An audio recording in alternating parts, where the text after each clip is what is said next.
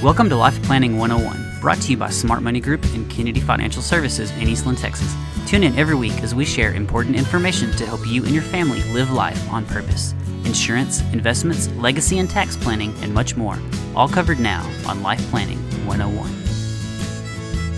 Good afternoon, everybody. This is another episode of Black and White Market Minute on Life Planning 101. Matt Irvin, Aaron Kennedy, and Sam Barker with you today. Kind of taking a break from the journey through the portfolio to bring you a little bit of insight on what the heck's going on today. I think Aaron's got some good information, and I'm sure eager to hear it myself. It's a little salty out there today, huh, Aaron? Yeah, I don't know if any of it's good, but just a strange day, strange week. We're getting in the earnings season right now, so this is kind of exciting to see how the economy's working and our companies are working within our economy. Starting out bright and early this morning, Citi came out, had a great report. Everything looked good, really good, really strong. And then we have a little message from J.P. Morgan and said that they were going to be struggling in the future if interest rates stayed high. And the market didn't like that at all. It just immediately. Yeah. But this is what's crazy is the market's trying to digest not lowering interest rates this year. But why in the world should we at this point? Something bad's got to happen. We can't be doing good. Well, so the Fed, I think coming into the year, we had the idea of like 6 rate cuts, right? And then the Fed came out and said, we have to see some softening before we just jump off the wagon here. So that they go down to 3, is that right? Yeah, or 2. Or 2? Yeah, okay, so they're trying to back completely out. And that's what they need to do. There needs to be a reason to lower interest rates. Yep. And this is just crazy forecasting. Hey, we're going to juice the economy in July. Yeah. Huh.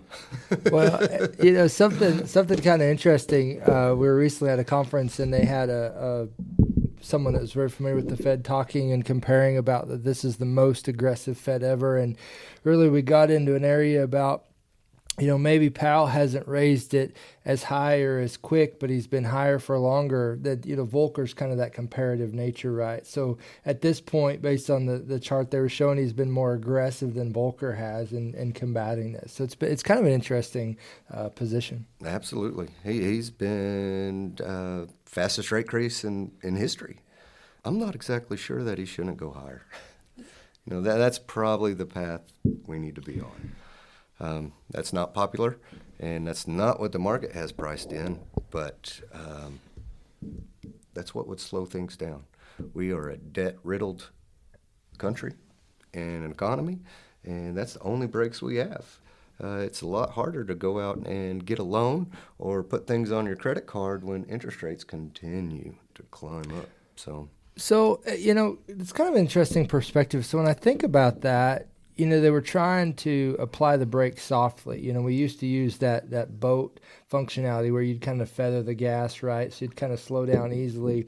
So they tried that. Obviously, it didn't work. We're ramming full speed with our debt. So at this point, if they started doing that or even talked about doing that, would you just see, I guess it's an opinion versus fact at this point, that you would just see a more dramatic reaction because it's so against what the previous thoughts were? Yes, absolutely. That would introduce some serious volatility. And if you think about it, right now, we got short-term debt at 5, 10-year at 4.5. That's not high interest rates. Go talk to your parents or your grandparents, and you'll get to hear the story of, when I was younger, I had 18% mortgage. Hey, that was real. Hey, that wasn't too long ago. Hey, you got to take advantage of that. But remember the demographics of our podcaster, and you got to be a little careful. About that's what I'm saying. If you don't understand that interest rates where they are now are not high, then you need to go talk to somebody because these are still historically low interest rates. Yeah, and they had mentioned that when comparing Volcker to Powell. And it's really where they both started, right? Powell started at 0, and so coming up so high, and that's why it seems like it's more aggressive because you started at 0. Yes. And the others started, I don't recall the exact start time, but anyways, it was different. It was a little bit different, but still the severity of the rates. So, amen. if you do it as a percentage of rate increases, Yeah. it's Yeah. Pal's on fire. unbelievable. Yep. So let's get back to the market. Ended up with a down market for the week, and most of that, if we're looking at big markets, that all happened today. S&P ended down about 1.7, somewhere around in there, and then the Nasdaq ended up down about 0.75%. Our more risky places, like small caps, were down quite a bit, like 3%, and the equal weight. If everybody gets to share in this market, that market was down 2.8%. So, Wow. there- Is it too early to tell what's causing that? Is it just kind of a retreat, flight to safety from people that started to get in those? Because those were the areas we saw were having some growth, right? yes. I'm still completely excited about small companies and the equal weight as well, because this market can't continue growing the way it has with just a few people playing the game. There's a lot of companies out there that are undervalued right now, and when those start making money, that's going to be a healthy market, and there's a lot of catch up to do, and that's going to be the kind of like the signal for a lot of people to jump all in. And this year started out so great. Really thought that it had already started. You know, by March the 28th, I think the equal weight was up 10%. It was ahead of the Nasdaq, so it was beating the Magnificent Seven. And then everything changed. Yeah, you're right. March 28th. It's given about half of that back. And the Nasdaq really hasn't. And you were saying something earlier, flight to safety, flight to quality. And right now that looks like the Nasdaq, which is crazy, absolutely crazy to think about that's safety. But, you know, if you just look at the construction, there's no banks. There's no financials. So we're not near as worried about his interest rates there. And maybe it is, maybe AI is the safety that the world is looking for. But I think it's more flight to quality Okay. of the way that is being built. Yeah. Look at gold. Look at gold. Yeah. Gold's up big. We're sitting over 2,300 right now, and that is usually our flight to safety type of measurement, and it's doing fantastic. Yeah. It's up well over 400 points in the very near term. So, Yeah. what's going on there? Right. Well, and so the VIX as well. I mean, I know we talk about this every now and again, that the VIX is that place where you can kind of see the fear indicator, right? Yes. So do you have any data on the VIX? I think it was up at one point. Last time I looked, it was up 25% today. Oh, in one day. In one day. Okay. Just today. So okay, that'll be interesting to see their activity of Yes. that. I think we're sitting at historical averages right now. Isn't that right? About 18 and a half? Yeah, pretty close. I know I'm showing my age here as well as Aaron's, but I saw 25% up, and I was like, golly, 25%, that's crazy. Thinking, relative to what a stock would typically do in a day. And Aaron kind of looked at me with a funny look and said, no, that's not that crazy for the VIX. And then back in COVID, I think it spiked up to just under 60. Yes. Over a full month. So, 25%, that's quite a bit, but we're way off of what we did a couple years ago. We're not in panic mode yet. Right. Not in panic mode. But that's the 25%, and then now it looks more normalized, right? Yes. So it's like it's almost indicating that there's a healthy amount of volatility in the market. Right. I think we've talked about this before. We've been so spoiled for so long. The average is 18%. Average. Mm-hmm. If you got $1 million, you're going to be down 180,000. We're up 180,000, and that's normal. You shouldn't even blink. And what was it? It wasn't too long ago that we got down under 10 on volatility. That's just that is so nonchalant. Just put my money in. Everything's going to be perfect. Rainbow and sunshine. Yeah, what it's world is crazy that? time. Yeah. We woke up. Yeah, we we came back from vacation. Yes. Yep. So what else do you want to share today? What we hit it earlier, volatility. Let's just get back to normal. I'm excited about that. We're fixing to be coming through earnings season. Well, actually, it started already. We have a bunch of our companies coming up next week. So next week we will talk about one of our companies. We said we were going to do that weekly, and it just didn't. Today was a fun day. Yeah. Well, we need to address this, get in front of this, because after what we've been seeing, it's a little bit. It would lead you to believe that there was something major going on, but what we're unpacking is that no, it's normal markets. Normal markets, getting back to normal. If anybody likes to follow Bitcoin, we have the halving coming up very soon. Price action in Bitcoin has definitely found itself. I think it's up about 71%, and there's a lot more to it than the halving. A lot of these ETFs became alive, and those are the fastest growing ETFs in all of history.